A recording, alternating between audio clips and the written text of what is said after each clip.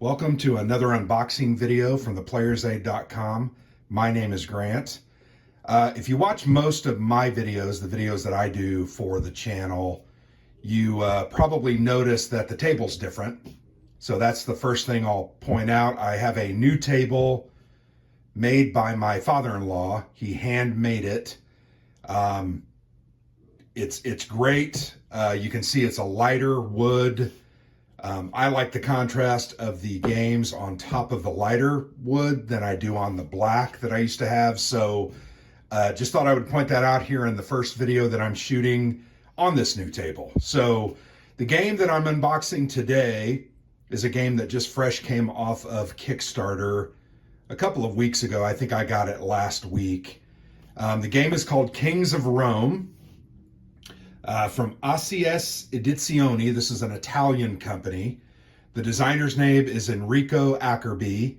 And if you recognize that name, he designed Inferno, Volume 3 in the Levy & Campaign series from GMT Games that came out earlier this year. So very interesting looking war game. It's a hex and counter game, got lots of different elements about it. I think the first thing I want to show off is I think the art is great, and I'm not sure who the artist is. I don't remember off the top of my head.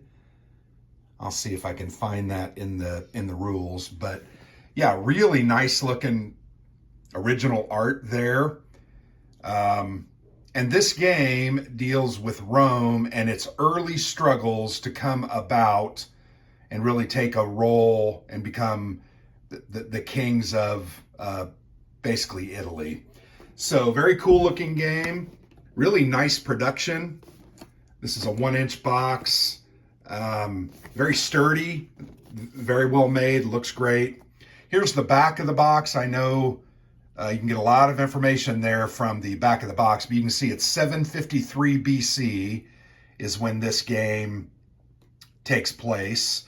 And it's basically the Roman player and all of the various civilizations around it. The Etruscans, the Samnites, I think the Greeks to the south, and they're all you're all fighting against each other. But it is a multiplayer game. It plays from 1 to 4. It does have a solo mode. I definitely want to take a look at that. But I mentioned Samnites, Etruscans, there's Greeks, there's Gauls. So yeah, there's kind of a look at the counters, a basic look at the map. Oh, here we go. Cover illustration and graphic design by David Romanini.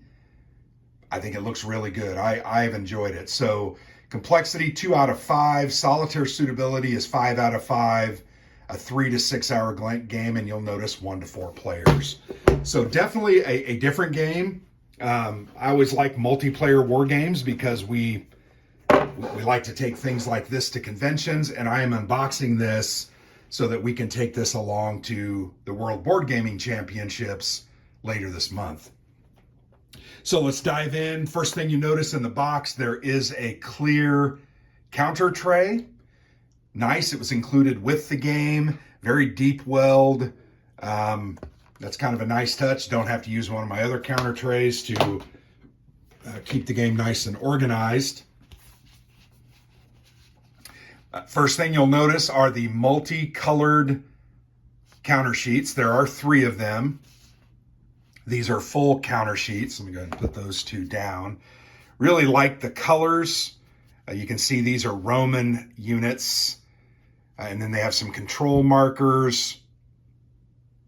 Really like the different, I'll give you a close-up. The Deny, you can see that's a cavalry. Samnites, those are infantry.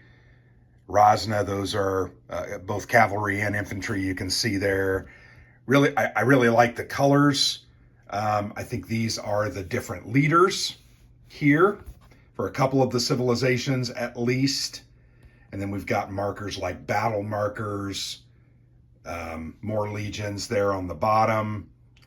Etruscan war markers, Gaelic War, Samnites War, Danaic War, sorry. So yeah, there's a look at the different units. What I will say to you is these are very thick counters. I was a little surprised by their thickness. I don't know if you can see that. Well, now I'm having trouble. Well, shoot. It's not doing close-ups. Let me see if I can tap the phone. There we go. It zoomed in. I like the look of these counters. They are pre-rounded, so there will be no clipping required. But as you look there, there's a lot of nubs. I've got a small file I can use to get those off. I'm going to be honest, that's not my favorite thing. I hate that on counter sheets, but I'm not sure it's a huge thing. These are gray core counters, pretty sturdy. Oh, and they're not necessarily dual-sided, or at least this one is not. It has another counter on the back. I do like that they're pre-rounded. I think that's a nice feature. As you know, I enjoy clipping. I enjoy clipping counters, but I don't necessarily want to clip them unless I have to. So here we go. There's a look. Gosh, it's not focusing for some reason. These counters say captive on the back. I guess that's when units are defeated. They do become captive. There's some trireme counters there in different colors and some different Triumph control, different types of markers. But you can see 3 full sheets. Very nice counters, I'm going to be honest. I think they look really good. Very slick, very clear. Not lots of information on them, but they're going to help you play the game pretty easily. There's more of those war markers. It says bridge there. We've got Persian War, end of actions. Yeah, so pretty cool. The game does use chit pull. So it's going to have some chit pull activations, and I'm not sure what those markers are. And these appear to be generic unit markers, maybe from the different nations. Possibly. I have not read the rules. I backed this because I thought it looked really interesting, and it was about $50. So definitely a good production, and I'm looking forward to getting into that. So let's go ahead and look at the maps. There are 2 of them. I'll go ahead and try to move the boxes out of the way. They're very thick paper. And we'll put a plexi over this, and it will be great. No mounted map necessarily needed. Mounted map boards are always nice, but then you add, $10, $15, maybe $20 to the price. You need a bigger box. I'm okay with paper maps. I know a lot of people do not like them, but wargamers, I think, are very used to using paper maps. And these are good maps, high quality. I don't think they're going to crease and wear necessarily as much as others. But yeah, there's a look at least the southern half of Italy. Rome is kind of there in the center. Roma is right here, so it's on the top map. I'll go ahead and bend it down just to get you a view of the full breadth of that map.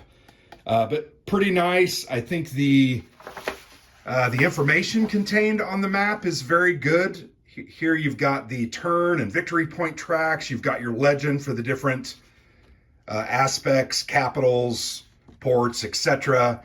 You've got a small inset map of Rome, because obviously that's a huge city, and there's more than just 1 or 2 spaces. Then you got a turn track that actually you can see it goes onto the other map as well. Really enjoy. I think it's very cool. The boxes there that says Volsky and Samnites, that's kind of their territory, or identifies their territory. You can see, I think the map's kind of cool looking. It uses garish colors a little bit. They definitely stand out. I like some of the markings. That kind of pink or red cross type looking circle, that represents a Samnite city, so you can see that very clearly. Really like that. The red stars, I think, are Volscan cities. So there you can see those clearly on the map. Let's go ahead and pull the top one down, and then I'll just put those on top. There's a general's pool here, and here you have some of the different cultures, the Pachini, Acqui, the Razna, Umbri, and then Gallia. There at the top says Gaeli, but Yeah, I really like the colors. I like the terrain. Kind of a cool presentation. Think it's going to be pretty neat to play on that. And I think those counters are going to really stand out on that surface. And that's what you want, right? You want it to look really good as you're playing. The rest of the box, we've got a couple of rule books, and then you've got a solitaire game rule book. Very thick paper. These are going to wear very, very well. But these are the multiplayer game rules. Once again, I mentioned it plays up to 4 players. 21 pages in the rules. Pretty well organized. As you can see, I saw a couple of examples kind of later as I was fingering through this.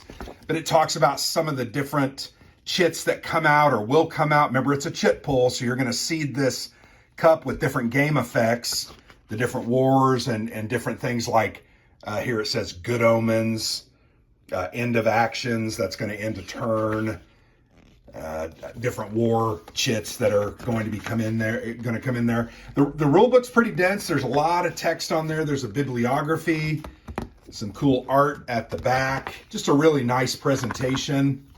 I didn't see a lot of, I thought I did see an example. Maybe that was on the player aid. But anyway, there's a look at the rule book.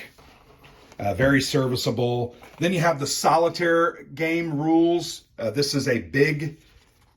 It's probably double the size. That one was 21. This is 27 pages. So not double the size, but definitely more.